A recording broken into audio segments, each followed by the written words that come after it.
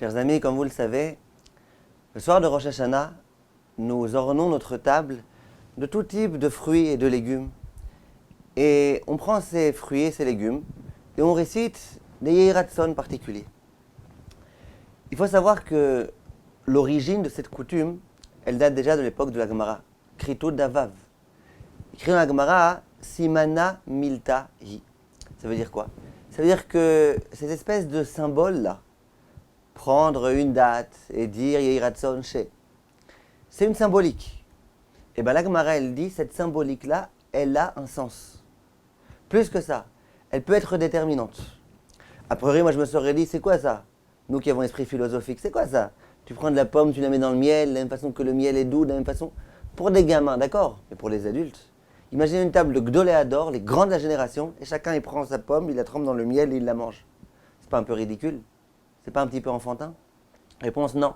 La Gemara va dire Simana Miltahi, ça veut dire quoi? Ça veut dire que ce qu'on fait à ce moment-là, ça a du sens. Plus que ça.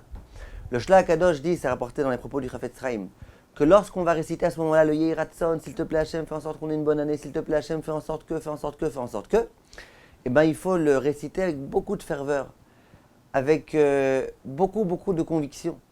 Parce qu'on sait que Rosh Hashanah, c'est un jour qui est déterminant, c'est un grand jour, et donc c'est bien le jour durant lequel il faut prier de toutes nos forces pour ce point-là. La question qui va se poser, et je sais que beaucoup de personnes ne se la posent pas, c'est de savoir, lorsque je vais avoir mes fruits, tout d'abord, sur quel fruit il faut que je fasse la bracha? Il faut bien que je fasse boré périède sur un fruit. Sur quel fruit je fais? Alors si on récapitule, j'ai devant moi une date, j'ai devant moi une grenade, j'ai devant moi une pomme. Sur quel fruit il faut que je fasse la bracha? Alors vous allez me dire sur le fruit d'Eretz Israël. D'accord, mais j'en ai deux. J'ai une date et j'ai d'autre part une grenade.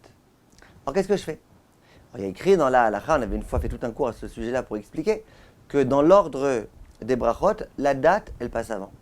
Donc si vous avez une date devant vous, ce qui est demandé par le Shulchan Aruch, et puis si vous n'avez pas de date, achetez un calendrier. Dans tous les cas, si vous avez une date, vous prenez la date. Sur cette date, vous devrez rester à bracha de boré périède. Je tiens à préciser juste un point important. Lorsque on a fait à Motzi, et qu'après on nous amène toutes les espèces qui sont face à nous et dont la bracha est boré périède Adama. Or là, a priori, on aurait tendance à dire que puisque tu as déjà mangé du pain, d'une façon générale, ces aliments-là, ils sont dispensés par la bracha qu'on a fait sur le pain. Et donc, a priori, ce ne serait pas la peine de faire la bracha dessus.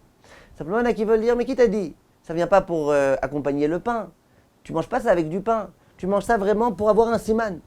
Donc on a un doute. C'est pour ça qu'il y a beaucoup de poskim qui disent que l'idéal, c'est d'amener un fruit dont la bracha est boré périède Adama, par exemple une banane. La banane, c'est sûr que c'est un fruit. C'est sûr que ça ne vient pas pour accompagner le pain. Ça ne vient pas pour rassasier. Prends une banane, fais aussi boré périède Adama. Et puis de cette façon-là, tu as l'intention d'acquitter toutes les choses dans la bracha et Adama. Voilà le conseil qu'on peut donner. Il y en a qui vont en profiter pour dire Yehiratzon qu'on ait une bonne année. Banana, bonne année. Il y en a qui prennent la carotte, qu'on ne se fasse pas carotter. Du poireau, qu'on ne se fasse pas poireauter. En tous les cas, tout ça, c'est des coutumes. Mais quand on prend une banane, comme ça, on a la possibilité de faire boré périède Adama et d'être certain que les espèces de Adama seront acquittées. Bon, si on veut faire boré périède Adama, si on veut faire le seder avant d'avoir fait Amotzi, après le kiddush et avant Amotzi, là on peut faire boré périède Adama sans aucun problème. Simplement ensuite on rentre dans un problème. Si on a mangé plus qu'un kazet, est-ce qu'il faut faire des fachot avant de faire Amotzi ou pas? Et c'est un grand balagan. Donc l'idéal, c'est de faire d'abord Amotzi, comme beaucoup de poskim l'écrivent. On fait Amotzi. Ensuite, pour le haetz, on prend la date, on fait boré périède. Et pour acquitter les autres Adama, on prend une banane, on fait boré périède Adama si on a des bananes. La question qui va se poser, c'est de savoir comment on doit procéder à la bracha. Parce que j'ai d'une part la bracha qu'il faut que je récite sur la date. D'autre part, il faut que je dise Yehiratzon. S'il te plaît, Hachem, fais en sorte que. Alors, comment on procède à ça? Après, vous allez dire, allez, fais comme tu veux, c'est pas grave. Eh bien, vous savez qu'il y a beaucoup d'encre qui a été versée à ce sujet-là. De savoir comment on doit procéder. Et quand vous allez écouter un petit peu ce cours et que vous allez vous dire, mais quoi, pour un petit détail comme ça? Il y a tellement d'opinions, tellement de choses. Vous allez comprendre comment tout halakha est réfléchi. Tout halakha, c'est l'aboutissement d'une longue réflexion de la part de nos maîtres. En première proposition que je vous propose. Vous prenez la date dans votre main. Vous dites Baruch ata Hashem Elokeinu melech haolam borei peri haetz. Yehi ratzon lefanecha sheitamu yivenu et après vous mangez. Est-ce que cette possibilité, qu'il y en a certains qui font, est-ce que c'est la meilleure ou pas? Réfléchissez bien. Vous pouvez mettre stop en attendant. Réfléchissez. Réponse, c'est pas le mieux. Pourquoi? Parce qu'à partir du moment où j'ai dit Baruch Ata Hashem Boré Peri Haetz, il faut que je mange immédiatement. J'ai pas le droit de m'interrompre. Si jamais je m'interromps, qu'est-ce qui se passe? Si jamais je m'interromps, eh ben, il s'avère que c'est une interruption entre Boré Peri Haetz et la consommation. Si je dis Baruch Ata Hashem Boré Peri Haetz, alors que j'ai un fruit dans la main, et après je dis allumez la climatisation, eh ben, ma bracha, elle est nulle et non avenue. Ma bracha, elle a été interrompue. Bon, il faudra que je refasse la bracha de Boré Peri Haetz avant de manger cette date ou ce fruit. Or, c'est vrai que vous allez me dire, oui, mais là, le Yehi Ratzon, c'est une institution de nos maîtres. Il fait partie un petit peu de Inyan. Je veux bien. C'est pour ça qu'à posteriori, si quelqu'un fait le Yehi Ratzon, je ne dirais pas de refaire la bracha de Boré Peri Haetz. Mais ce n'est pas le mieux. Deuxième possibilité. Je prends la date dans ma main. Je dis Yehi Ratzon, Yefanecha Hashem, etc. Baruch Ata Hashem Boré Peri Haetz, et là, je mange.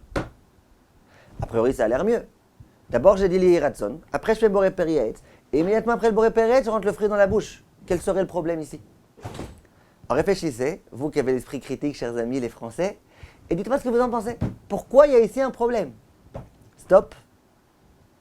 Réponse. Parce que, vous savez par exemple que la façon dont la tfila a été organisée, c'est que tout d'abord, il y a ce qu'on appelle le shvach, on rend hommage à Kadosh Baruch Hu, et simplement après on demande. D'abord, Magen Avraham, Ael HaKadosh.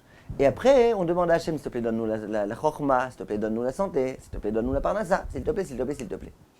Parce que Chachamim disent, c'est un manque de décence de venir voir Hachem et de lui dire d'abord donne, et après. Très bien. Qu'est-ce qui se passe si jamais, là, je prends la date, je l'ai dans ma main, et d'une part, je dois demander, Yehi Ratzon qu'on ait une bonne année, Yehi Ratzon que. D'autre part, je dois rendre hommage à Hachem. Hachem, toi, qui est tellement grand, qui a créé des fruits. Si je commence par le Yehi Ratzon, c'est-à-dire que je commence par la demande, eh ben c'est un problème. C'est la raison pour laquelle Chachamim dit c'est pas très bien de faire ça. Malki Tzedek, par exemple, quand il a voulu bénir Avraham, il a dit Baruch Avraham le'el Elyon koneh shamayim va'aretz ou Baruch el Elyon. Il a commencé par dire béni soit Avraham, et après et béni soit Dieu. Dieu il va lui reprocher. Dire d'abord tu bénis Avraham, après tu me bénis à moi. Alors que Yaakov Avinu, quand il va bénir ses enfants, il va dire l'inverse. D'abord, il va dire à Elohim, Asher Hayai Madi, etc. Et après, il va dire à Malach Hagoelotu, il va dire à Neharim, Veikare Baim Shemi Veshem Avotai. Donc on voit que ce n'est pas un bon ordre, ça. Il faut tout d'abord bénir Hachem, et après, demande tes demandes personnelles. Bon, alors qu'est-ce qu'il nous reste comme solution? On pourrait dire troisième solution. Tu prends le fruit, tu fais Baruch Ata Hashem, Lokenu Melech HaOlam, Boré Peri Haetz, tu le manges. Et après, tu dis Yehi Ratzon, Milifanecha, etc., etc. Là, on a un problème. Quel problème à votre avis? Appuyez sur stop, réfléchissez. Réponse. Le problème, c'est quoi?